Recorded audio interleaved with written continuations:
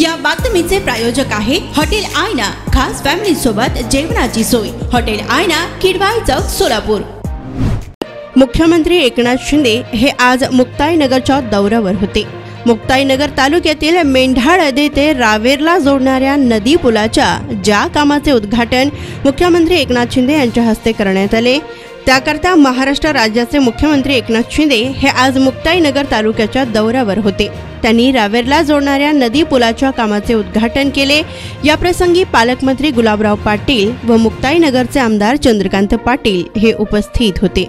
दरम्यान मुख्यमंत्र्यांनी विविध विकास कामांचे उद्घाटन केले व जाहीर सभा झाली। यानंतर एकनाथ शिंदे यांनी आदिशक्ती मुक्ताईचे दर्शन घेत मुख्यमंत्री एकनाथ शिंदे यांनी मुक्ताईनगर येथील जुन्या मुक्ताबाईंच्या मंदिरात जाऊन मुक्ताबाईंच्या मूर्तीचे दर्शन घेतले व एकनाथ शिंदे यांच्या हस्ते मुक्ताबाईंची आरती करण्यात आली आणि मंदिर समितीच्या वतीने मुख्यमंत्री एकनाथ शिंदे यांचा सन्मान करण्यात आला।